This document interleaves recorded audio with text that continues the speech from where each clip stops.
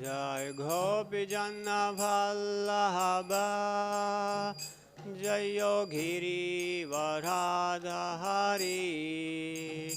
Jai Yogiri Varadhari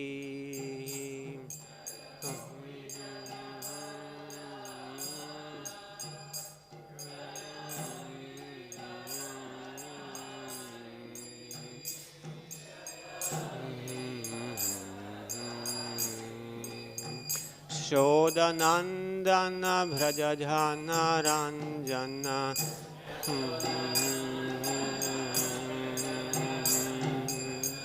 Shodanandana Brajajana Ranjana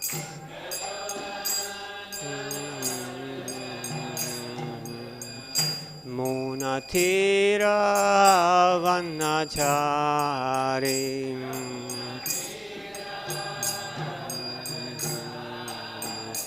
Munathira Vanachari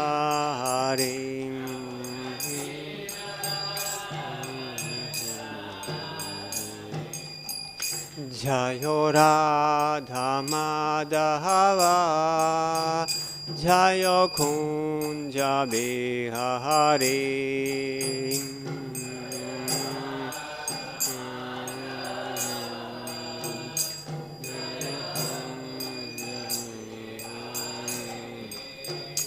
Jayo Radha Madhava Jayo Kunja Bihari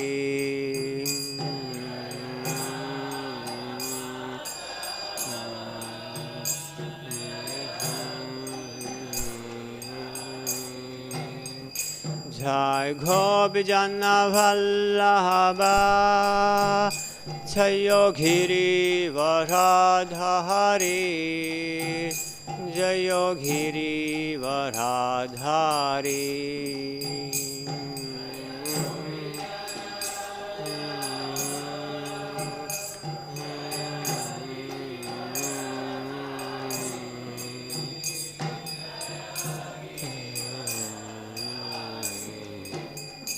Shodanandana Brajajana Ranjana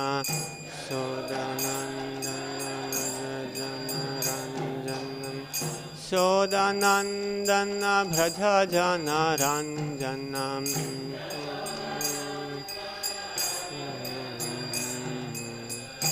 Munathira Vanachari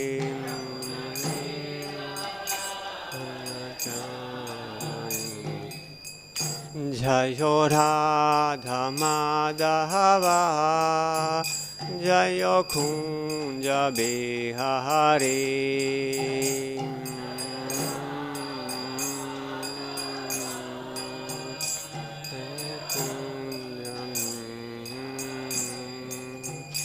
Jayo Radha Madhava Jayo Kunja Bihari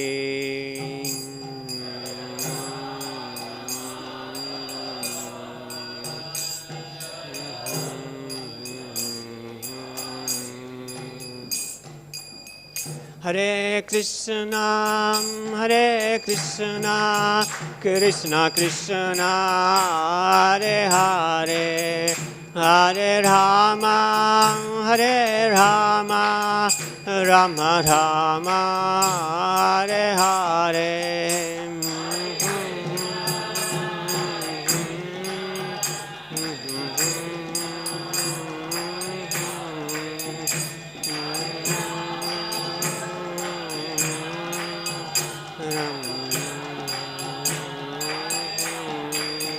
Hare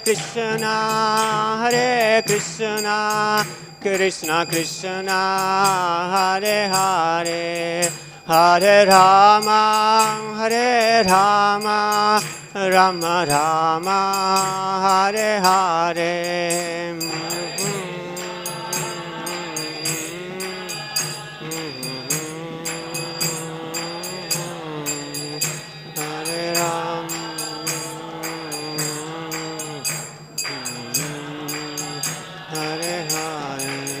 Hare Krishna,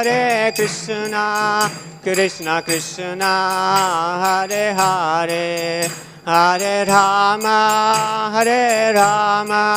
Rama Rama, Hare Hare,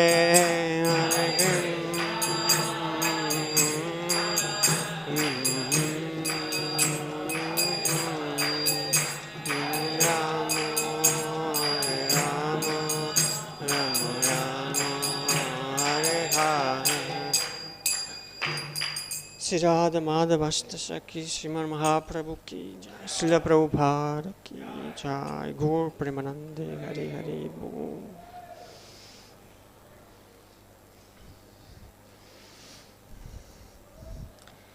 This morning we are reading from Srimad Bhagavatam, Canto 2, Chapter 1, Shloka 39, which is the last shloka in this chapter. Om Namo Bhagavate Vasudevaya. Om Namo Bhagavate Vasudevaya. Om Namo Bhagavate Vasudevaya.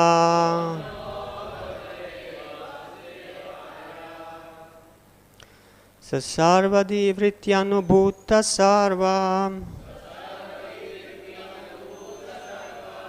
Atmayata Swapna Janekshitaika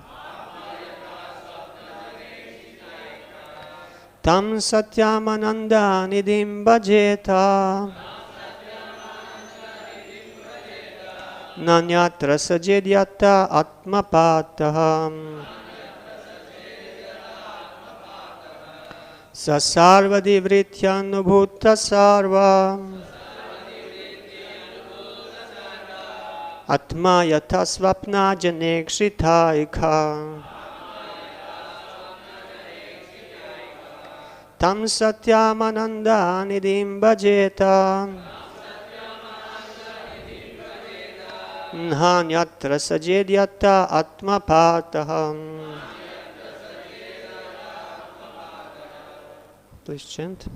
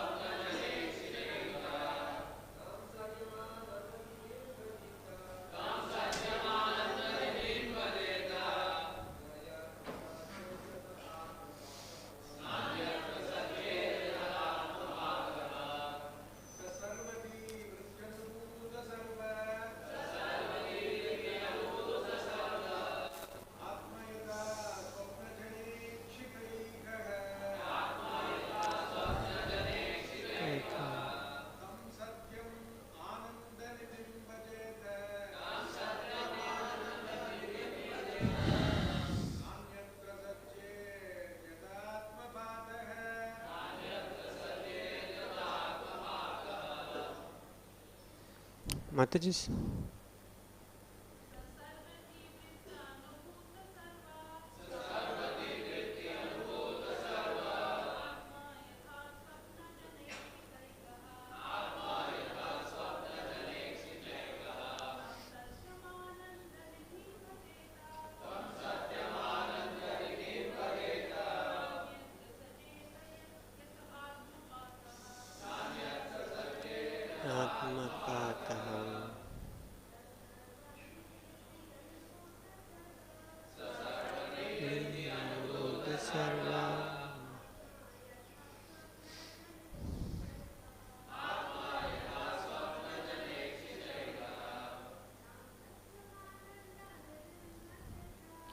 Satyamananda Nidhim Bhajeta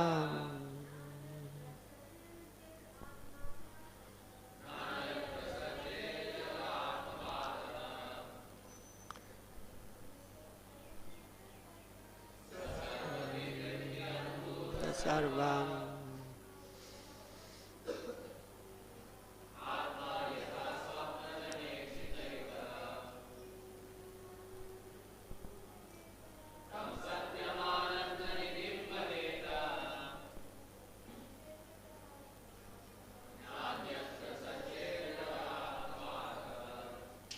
Word by word. Sa. He, the Supreme Person. Sarvadhi Vritti. The process of realization by all sorts of intelligence. Anubhuta. Cognizant. Sarve. Everyone. Atma. The Super Soul. Yatha. As much as. Swapna Jana. A person dreaming. Ikshita. Seen by. Eka. One and the same. Tam. Unto him. Satyam. The Supreme Truth. Anandanhidim. The ocean of bliss.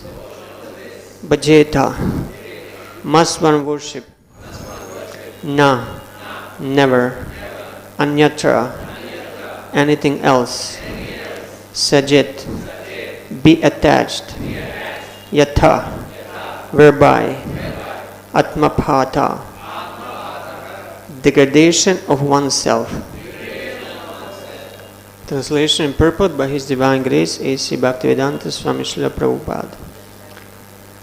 One should concentrate his mind upon the Supreme Personality of Godhead, who alone distributes Himself in so many manifestations, just as ordinary persons create thousands of manifestations in dreams. One must concentrate the mind on Him, the only all-blissful Absolute Truth. Otherwise, one will be misled and will cause his own degradation. Purport. In this verse, the process of devotional service is indicated by the great Goswami Srila Shukadev. He tries to impress upon us that instead of diverting our attention to several branches of self-realization, we should concentrate upon the Supreme Personality of Godhead as the supreme object of realization, worship and devotion. Self-realization is, as it were, offering a fight for eternal life against the material struggle for existence, and therefore, by the illusory grace of the external energy, the yogi or the devotee is faced with many allurements which can entangle a great fighter again in the bondage of material existence. A yogi can attain miraculous success in material achievements such as anima and lagima, by which one can become more minute than the minutest or lighter than the lightest, or in the ordinary sense one may achieve material benedictions in the shape of wealth and women. But one is warned against such allurements, because entanglement again in such illusory pleasure means degradation of the self and further imprisonment in the material world. By this warning, one should follow one's vigilant intelligence only. The Supreme Lord is one, and His expansions are various. He is therefore the super soul of everything. When a man sees anything, he must know that he is seeing secondary. He must know that his seeing is secondary, and the Lord's seeing is primary. One cannot see anything without the Lord's having first seen it. That is the instruction of the Vedas and the Upanishads. So whatever we see or do, the super soul of all acts of seeing or doing is the Lord. This theory of simultaneous oneness and difference between the individual soul and the super soul is propounded by the Lord Sri Chaitanya Mahaprabhu as the philosophy of Achintya Bheda Bheda Tattva. The Virat Rupa, or the gigantic feature of the Supreme Lord, includes everything materially manifested, and therefore the Virat, or gigantic feature of the Lord is the super soul of all living and non-living entities. But Virat Rupa is also the manifestation of Narayan or Vishnu. And going further on and on, one will eventually see that Lord Krishna is the ultimate super soul of everything that be. The conclusion is that one should unhesitatingly become a worshipper of Lord Krishna, or for that matter his plenary expansion Narayan, and none else. In the Vedic hymns it is clearly said that first of all Narayan cast a glance over matter, and thus there was a creation. Before creation there was neither Brahma nor Shiva, and what to speak of others. Sripad Shankaracharya has definitely accepted this, that Narayan is beyond the material creation and that all others are within the material creation. The whole material creation, therefore, is one with and different from Narayan simultaneously. And this supports the Achintya Bheda Abheda Tattva philosophy of Lord Sri Chaitanya Mahaprabhu. Being an emanation from the glancing potency of Narayan, the whole material creation is not different from him. But because it is the effect of his external energy, Bahiranga Maya, and is aloof from the internal potency, Atma Maya, the whole material creation is different from him at the same time. The example given in this verse very nicely is that of a dreaming man. The dreaming man creates many things in his dream, and thus he himself becomes the entangled seer of the dream and is also affected by the consequences. This material creation is also exactly a dreamlike creation of the Lord. But he, being the transcendental super soul, is neither entangled nor affected by the reactions of such a dreamlike creation. He is always in his transcendental position, but essentially he is everything, and nothing is apart from him. As a part of him, one should therefore concentrate on him only, without deviation. Otherwise, one is sure to be overcome by the potencies of the material creation, one after another. It is confirmed in the Bhagavad Gita as follows: Sarva Bhutani Kaunteya Prakritim Yanti Mamikam Kalpakshaya Punasthani Kalpadao Visrijamyaham. O son of Kunti, at the end of the millennium, every material manifestation enters into my nature, and at the beginning of another millennium, by my potency, I create again. The human life, however, is an opportunity to get out of this repetition of creation and annihilation. It is a means whereby one may escape the Lord's external potency and enter into his eternal potency.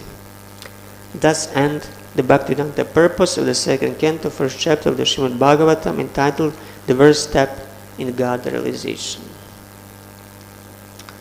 Om Jnanatimirandasya Ghranjanashalakaya Chakshu Unvaitam Yena Tasmai Shri Gurave Namaha. Namam Vishnupadaya Krishna Prasthaya Bhutale Srimate Bhaktivedanta Swaminiti Namine. Namaste Saraswati Deve Ghoravani Pracharine Nirvishesha Shunyavadi Paschatya Deshatarine. He Krishna Karuna Sindho Dhinabandho Jagadpate Gopesha Gopika Kanta Radha Kanta Namostute Tapta Kanchana Gorangi Radhe Vrindavaneshwari Rishabhanu Sute Devi Pranamami Hari Priye. Namo Mahavadanyaya Krishna Prema Pradayate Krishna Chaitanya Namne Gorat Vishye Namaha. Jaya Shri Krishna Chaitanya Prabhu Nityananda Shri Advaita Gadadhar Shivasadi Gora Bhakta Vrinda. Hare Krishna Krishna Krishna Hare Hare Hare Rama Rama Rama Hare Hare. So here we are at the end of the second chapter of the first canto, and in this chapter we heard about the transcendentalist, a yogi who meditates on a universal form of the Lord, Virat Rupa. And now in this shloka we hear that yogi should make further progress by concentrating his mind on the Supreme Lord. Actually the verse says that bhajeta, that yogi must worship the Lord to make further progress and achieve success. But Srila Prabhupada translates it that one must concentrate his mind. And it is logical, because you cannot worship the Lord without fixing your mind on him. Mindless worship is not really a worship.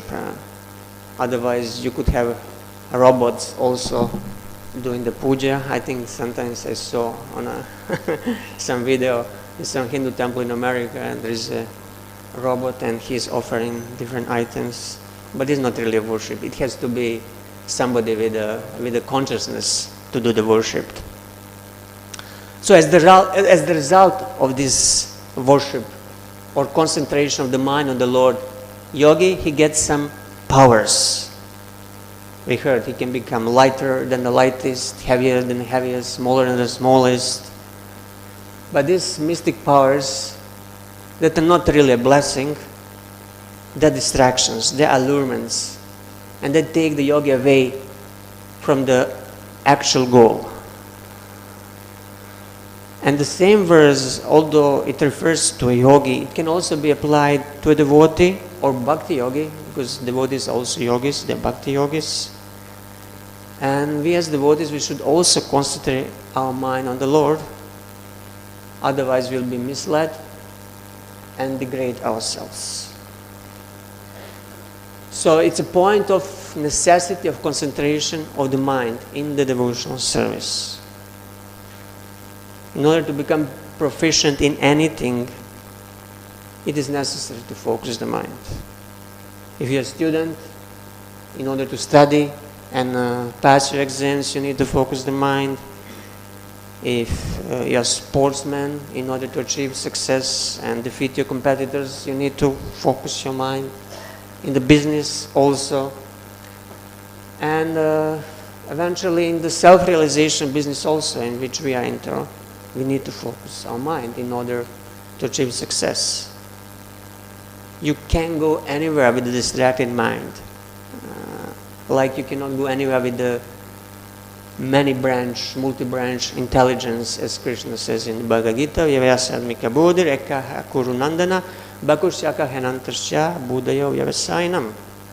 So both intelligence and the mind, they have to be Ekeha or Ekagra, one-pointed, not Bahushaka, not multi-branched. And this one-pointed mind and intelligence, they come from a resolute determination, Vyavasayatmika, and that comes from a desire. So we must know what we want. If you don't know, mind will go towards so many things and be distracted. But if you know where you want to go, the mind will become one-pointed. So concentration of the mind on the Lord will bring results. But what kind of results that will be? Again, it will depend on our desires, on what we really want. If we still nurture some material desires, we want to be happy in this material world, then the result will be material. Mystic powers, enjoyment of power, of position, wealth, association of opposite sex, that can all be achieved also through devotional service, if you really want it. But all these material results, they are distracting the aspiring transcendentalist or devotee from the real goal, whether that goal is a Brahman, Paramatma or Bhagavan. In our case, it's a Bhagavan. So Srila Bhaktisiddhanta Saraswati Thakur in his Vaishnava K, he says, Kanaka Kamini Pratishta Bhagini Charya Chajar Seito Vaishnav Se Anasakta Se Sudha Bhakta Samsar Tatapai Parabhav. One who has been abandoned by the tigers of money, it's a Bhagini. Tigers of money, beautiful women, and fame is truly a Vaishnava. Such a soul alone is truly detached. Such a soul is a pure devotee. The illusory creation of repeated birth and death is defeated before him. So Kanaka Kamini Pratishta Bhagini, the tigers of beautiful women or men, also in a case of ladies, of Pratishta, of fame, and of Kanaka, of gold or wealth or money. It's an obstacle on the path of self-realization. So unfortunately, many devotees in the past and the present, including some stalwart Vaishnavas, have fallen as a prey to this tigress of money, women and fame, meaning that their spiritual progress was temporarily checked because they became victims to these allurements. So generally, this happens at the stage of anartha nivritti, when one's heart is not yet purified. Actually, at the stage of anishtita bhajana kriya, if you want to be more precise, as Srila Vishwanath Chakravarti Thakur in his Madhurya Kadambini, he points out. And he points out that facilities like profit, respect and distinction arising from bhakti. So bhakti can also be cause of these facilities to appear in one's life. And they are just like a weeds around the bhakti creeper, bhakti lata creeper. And they are compared, these facilities, Kanaka Kamini and Pratishtha, they are compared to small waves on the bhakti ocean. So in this stage, devotee who is doing his bhajana or bhajana kriya, he seeks pleasure, which is called also ranga, arising out of these waves of taranga. Waves are called taranga. So this stage is called taranga rangini. And riding on the waves of material facilities arising from bhakti. So it's a stage of unsteady performance of devotional service of anishtita bhajana kriya. But the pure devotee, he never desires any profit, adoration, distinction, liberation or mystic perfections. He desires only loving service of Lord Krishna. All these allurements, they are counterproductive. They are like weeds around the bhakti creeper. And by doing kirtan, shravan and kirtan and other process of bhakti, you're watering not only this bhakti lata creeper, but you're also watering this pratishtha and other unwanting weeds. So that's why Sri Chaitanya Mahaprabhu, in his instructions to Srila Rupa Goswami in Chaitanya Charitamrita, he warns the devotee should be very, very careful and she should make sure to uproot these weeds. So these desires for sense enjoyment or liberation, or desires for activities forbidden in a Shastra, fault finding, duplicity, animal killing, desire for profit, adoration, distinction, they also grow together with the bhakti lata. So if we do not uproot them down, they will eventually choke up the creeper of our bhakti, and our devotional progress will be checked. So if you walk around the Mayapur, you'll notice some gardens, especially there in the Grihastha area and also outside. And I noticed there are two types of garden. One type of garden is very nicely taken care of. It's very clean, nicely tilled land. There are plant beds and plants tied to the sticks to grow upwards. And then there is another type of garden that looks like a jungle.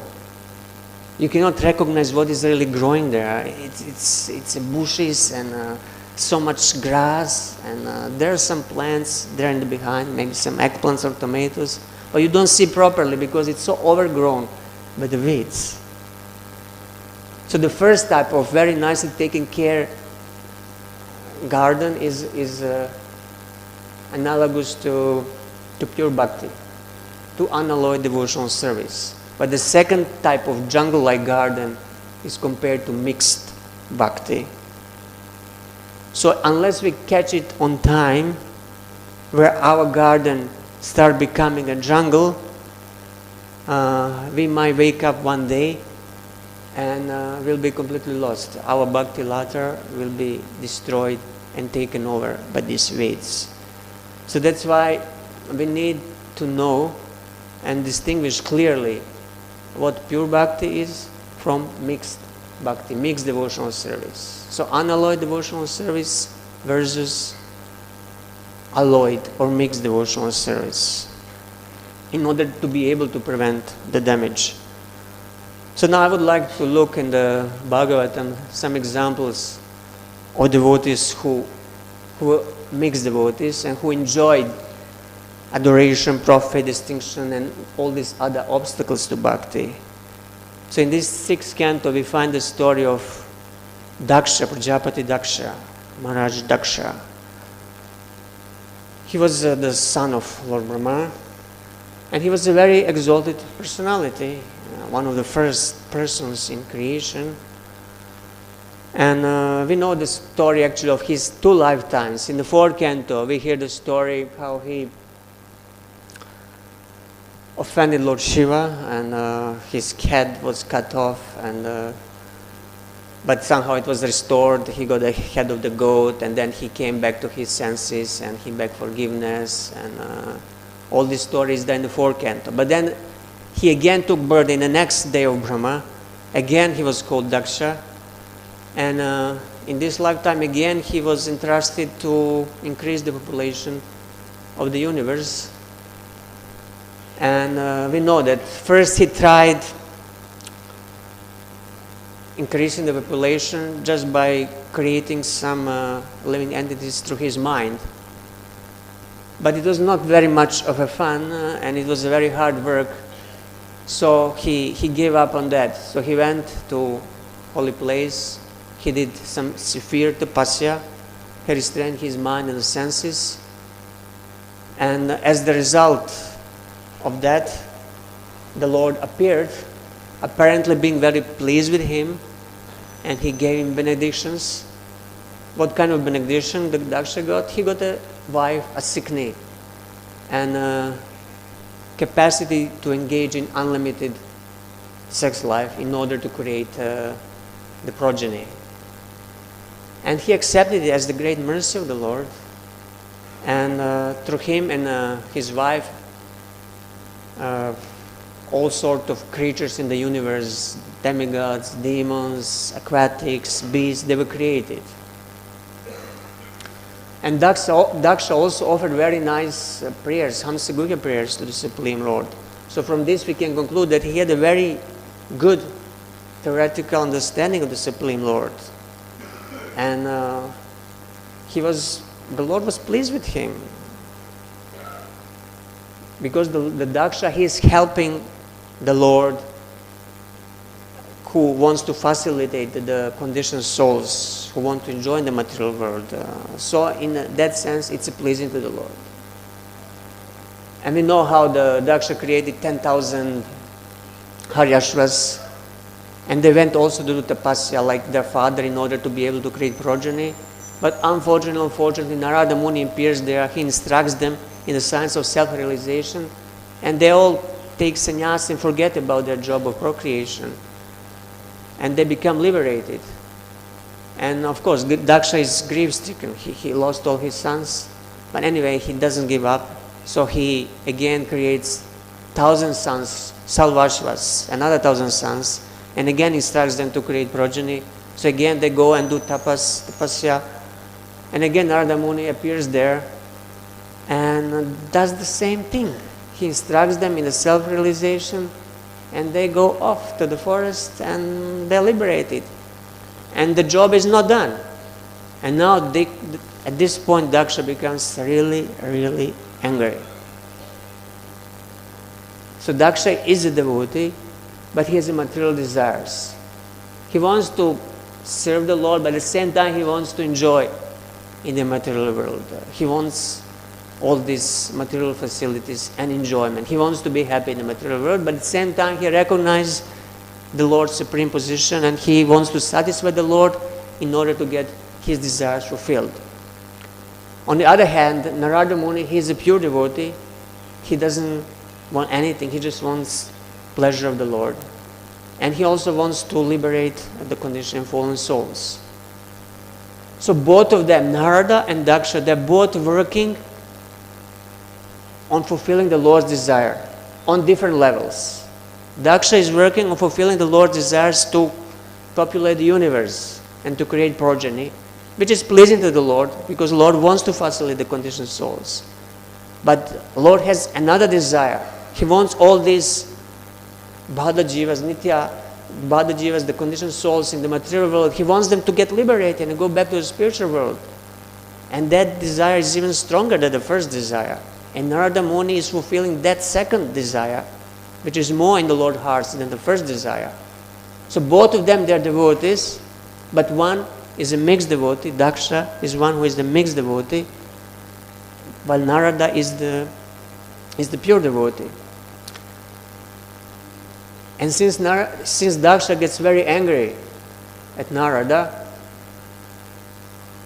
he curses him also. He says, I am a sadhu, not you, Narada. I am the real sadhu. You just wear a dress of a saintly person, but you're not actually a sadhu. You're not a saint. Although I'm a grihastha, I'm a saintly person. You're shameless, and you're devoid of all compassion, and you're committing violence. So here we have one devotee accusing another devotee. Mixed devotee, Daksha Maharaj, accusing pure devotee, Narada Muni. He's accusing him that he's just a pretender. Narada is just a pretender. He just dressed up like a devotee, but actually he's a materialist. He's committing violence. He's very shameless. Generally, one devotee should be friendly towards each other. But have you ever seen one devotee attacking and fighting against another devotee? Or is something unheard of? Of course, we hear about these things a lot. What it means? It means there are a lot of mixed devotees. Yeah, in the material world there are a lot of mixed devotees. And there are some pure devotees as well.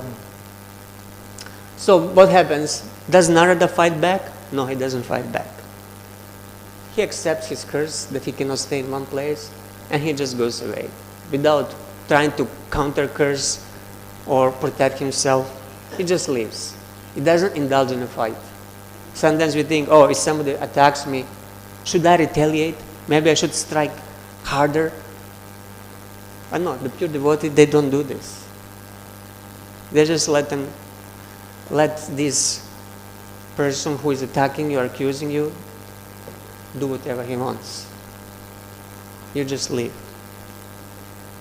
But unfortunately, the history is full of fights between the devotees. If you look at the Gaudiya Math history, after Srila Bhaktivedanta Saraswati Thakur left, there were court cases after court cases, fights for temples, fight for lands, for property. And Srila Prabhupada, who was also a member of Gaudiya Math, he just didn't want to take part in it. He just left and he tried to do something himself on his own without help of his god brothers who were fighting between each other. So he couldn't function in that society of mixed devotees. So that's why he decided to leave and form another society of pure devotees. So we should be very careful that history does not repeat itself. Mixed bhakti leads to offenses. So Daksha, in his first lifetime, he offended Lord Shiva. And although he repented and begged forgiveness later, the traces of this offense were still present in his next life. Means that his heart was still full of material desires. That was the result of Vaishnava Aparad. The material desires appear in the heart and you want to enjoy this world as the result of offending a Vaishnava, pure devotee. So then in the next life, Daksha again offended another pure devotee, Narada Muni. So he is going from one offense to another, and the heart is overflowing with the material desires. And what is the result? One stays in the material world, takes birth again and again. So in the same sixth canto, we find a story of another mixed devotee versus another pure devotee. Story of Indra, king of heaven, and Vritasura, apparently a demon, but in reality a pure unalloyed devotee of Krishna. So we know the story. Indra, being so intoxicated with his material opulence, he offends his guru. How?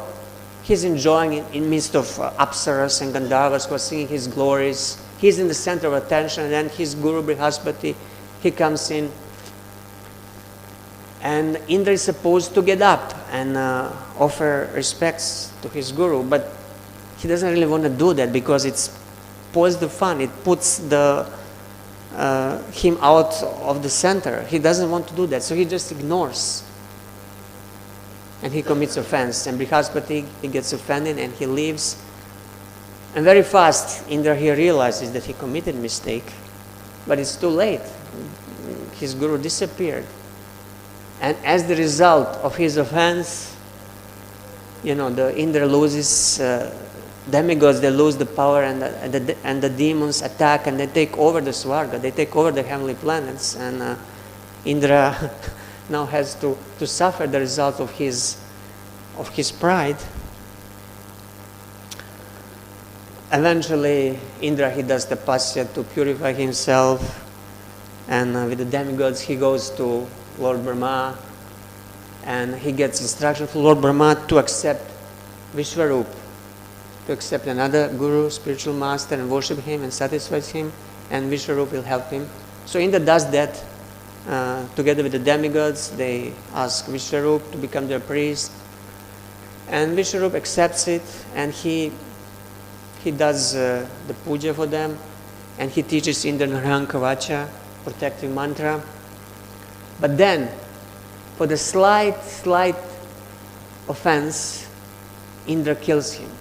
He kills his own guru. For what? Because he offered little oblation to the demons also, because Vishwarup was connected to both demigods and demons, so he felt some affection for his demon family, and he offered some oblations. And for Indra, that was a threat that his position might be in danger. So just for slight threat, he immediately cut off Vishwarup's head.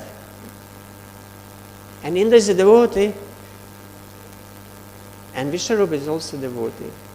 So one devotee kills another devotee for just a slight trace of offense or slight threat that his position of enjoyer might be endangered. So now, as the result of his offense, Tvashta, the father of Vishwarup, he performs sacrifice in order to create somebody who will kill Indra. But he makes small mistake in pronunciation. When pronouncing enemy of Indra, Indrashatur, he pronounces differently, and as the result, Vritrasura, big huge demon, 500 yojanas high, is created.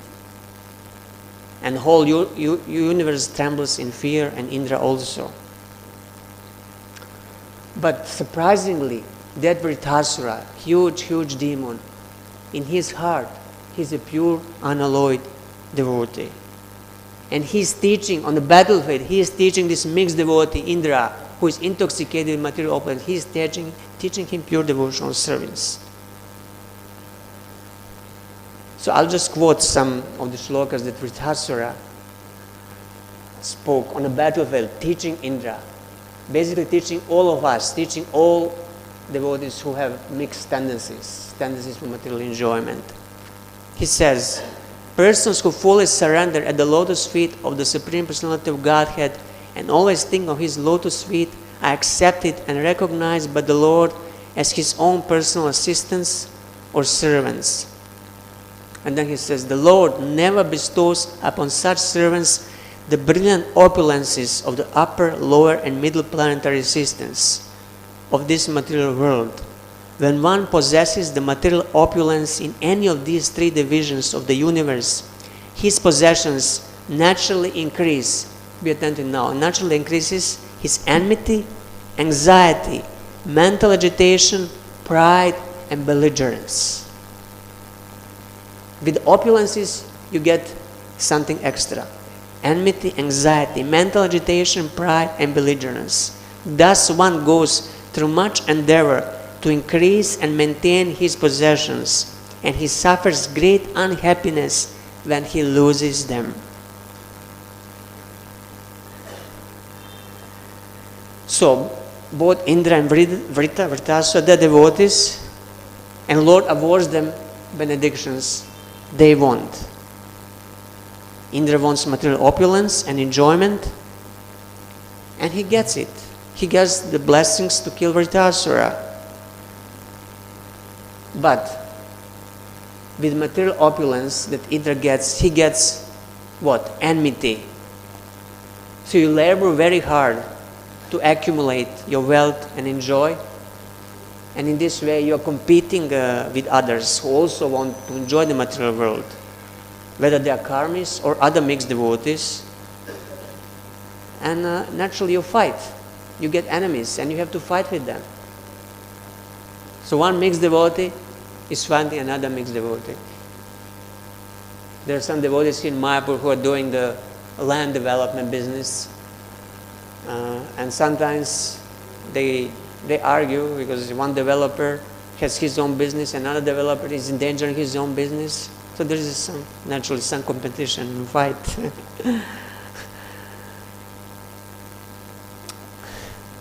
So do we have a devotee enemies? It sounds a little like an oxymoron. Devotee enemy? How is that possible? Devotees all should be friends. But in reality, because we live in the world of mixed bhakti, there is such a thing as devotee enemy. And then again, with all this material opulence, you get what? You get anxiety and mental agitation. Because you are in anxiety, what's going to happen if you lose your money, if you lose your position, you lose your influence and fame? There will be always those who will try to take it from you. So you have to protect your position, your money, your reputation. Next thing you get with the material opulence is you get a pride.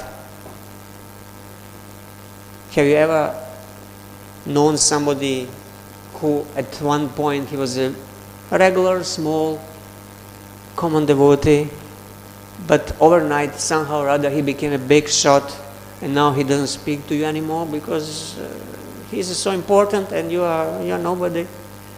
This is the result of pride. And then what else you get? Belligerence. Belligerence means aggressive or warlike behavior. For slight provocation, you are ready to fight with somebody. Do you know anybody like this? Or maybe ourselves sometimes are like this. We want to fight for small provocation. So this is what Indra got together with the Svarga, with the kingdom of heaven. So it's a package that goes together. You cannot have one and not have the other. So on the other side, Vritasura, who is a demon but actually a pure devotee, he never wanted any material possessions because he knew the nature of these possessions. And Srila Prabhupada in purport to this sloka, he writes, for Ekanta Bhaktas, unalloyed devotees, Krishna therefore never provides material possessions. A devotee sometimes needs some material possessions for preaching, but the possessions of a preacher are not like those of a karmi. A karmi's possessions are achieved as a result of karma, but those of a devotee are arranged by the Supreme Personality of Godhead just to facilitate his devotional activities. Because a devotee never uses material possessions for any purpose other than the service of the Lord, the possessions of a devotee are not to be compared to those of a karmi. So when Prabhupada says here, possessions of a devotee, he thinks about the possessions of a pure devotee. It's a different case in the case of a mixed devotee. Possessions of a mixed devotee could be just a result of his own karma, because mixed devotee is using his possessions to enjoy material world, not to serve the Lord. And then Vritasura, on the back of that, he speaks the next verse. I'll read it. Our Lord, the Supreme Personality of Godhead, forbids his devotees to endeavor uselessly for religion, economic development, and sense gratification. O Indra, one can thus infer how kind the Lord is. Such mercy is obtainable only by unalloyed devotees.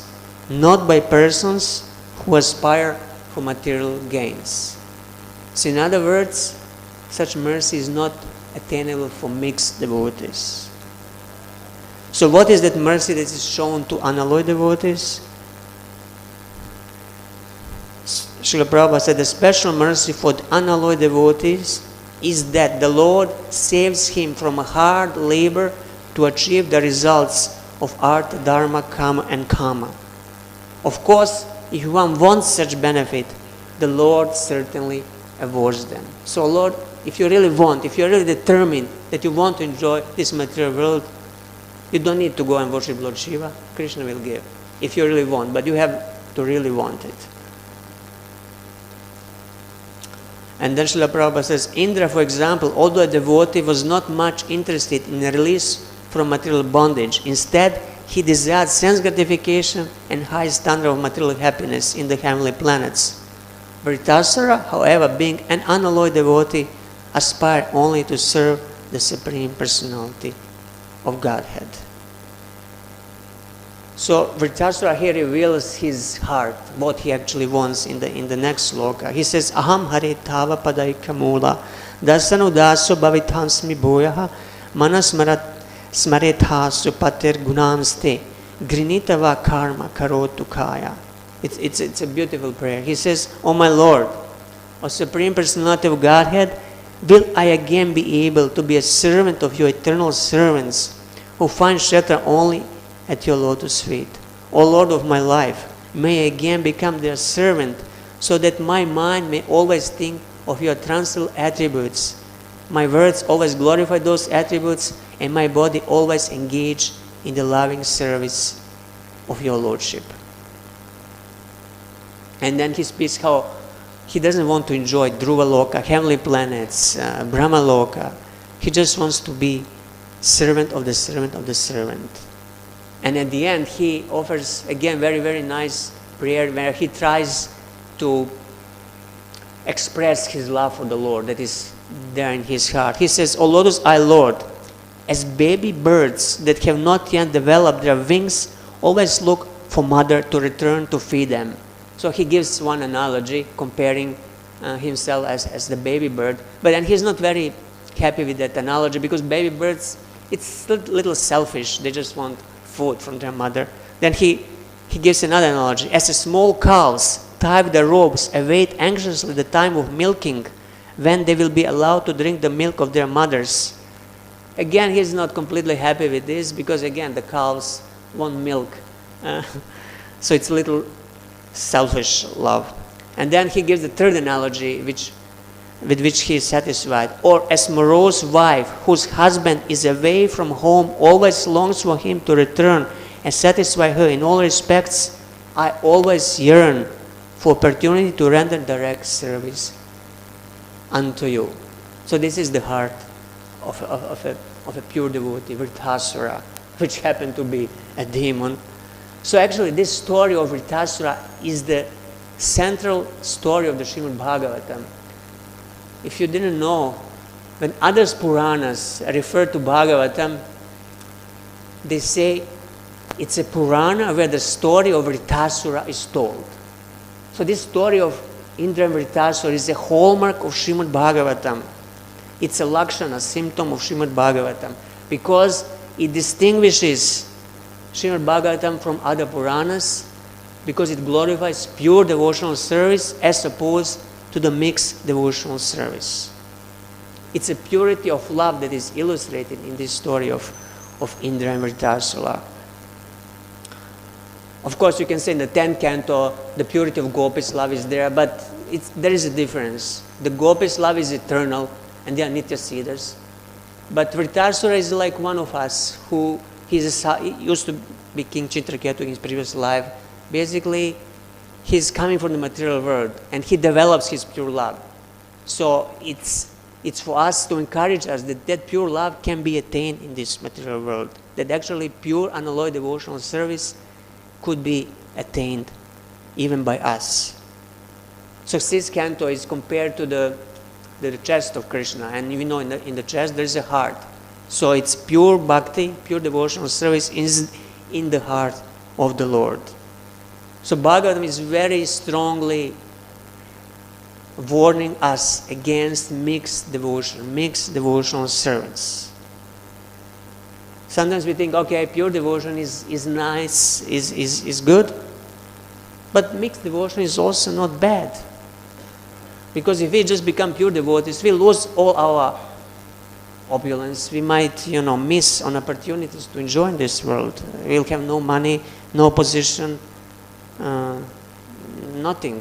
So maybe better I remain mixed devotee. I maintain some material opulence and desires. At the same time, I do some service and I'll be promoted.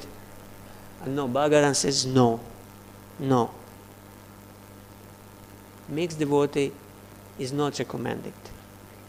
Mixed devotee is like adulterated honey or adulterated ghee. In India, for example, it's very difficult to find pure honey. It smells, it tastes, and looks like a real honey, but if you do some lab tests, you discover that actually it's not a real honey. Similarly, for the ghee, they both look the same, but in essence, the essence is completely different. In China, they are producing some high fructose syrup that you can make honey from, and even lab tests are difficult to detect it. So similarly, sometimes it's difficult to detect mixed devotional service in comparison to the pure devotional service. Mixed bhakti is a show. In essence, it's a business. It's not pure love, and doesn't really satisfy the soul. It doesn't satisfy the heart. And contrary, the pure devotion nourishes the soul. It's a pure love, which can only satisfy the soul. So if we opt for mixed devotional service, we can expect enmity, anxiety, mental agitation, pride, and belligerence that will come in packet with that. And we can also expect repeated birth and death. I'm sorry, but mixed devotional service cannot take us back to Godhead. Only pure, unalloyed devotional service, devoid of all material desires for personal benefit, and without any motivation and adulteration of karma and jnana, as Rupa Goswami says in Bhakti Rasamrita Sindhu. And one more characteristic of mixed bhakti that we can distinguish from the pure bhakti is that mixed devotee, they don't have full faith in devotional service only. They think that some other processes can also be very useful. Some karma kanda, some jnana kanda, some yoga, some puja, some rituals, this or that. It's not just enough to chant the holy name. It's not just enough to do pure devotional service. You need to add something just to be sure that it works. Again, it's illustrated in the 6th canto in the story of Vishnudutas and Yamadutas. Yamadutas are mixed devotees. Vishnudutas are pure devotees. So Yamadutas, they think should be some atonement also. Just pronouncing the name of Narayana is not enough. But no, Vishnudutas correct them. No, holy name is enough. It can liberate you and bring you back to the spiritual world.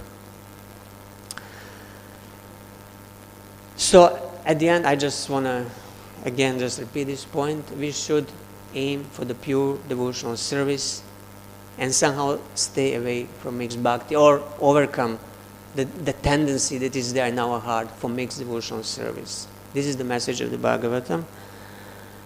And I'll stop here if you have any comments or questions. Yes, Prabhu. In New York, I was waiting for the lift in the old big temple.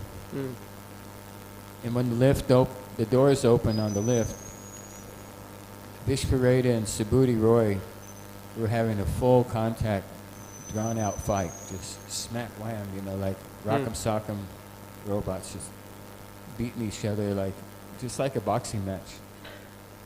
And then the doors closed. I didn't bother getting in. And then I've seen that whenever devotees are fighting, Prabhupada would never seem to take sides. He would always say that the problem is that you're fighting. But we see that the devotees do have a lot of issues that they fight about. I actually got off of Facebook because I was subjected to so many devotees cursing and counter-cursing one another over something. So how, when we have difference of opinion, and somebody, one devotee sees something one way, and another devotee sees it.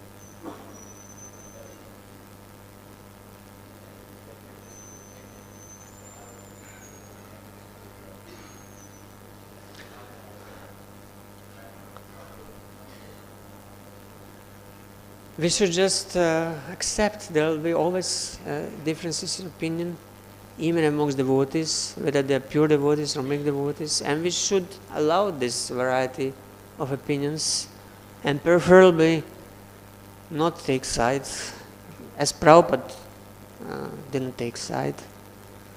If they want to fight, let them fight. What can you do? But if somebody confronts you, again, you can choose to fight, as many will do, or you can just leave like Narada left, Lord Shiva left, pure devotees. They generally do not want to fight. They let mixed devotees do their job, whatever they want. So it depends what we are, if we are pure devotee or we are mixed devotee.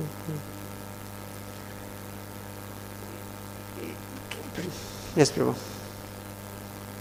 So thank you for such a wonderful class. You told a very important point that we should aim only for pure devotional service, not mixed.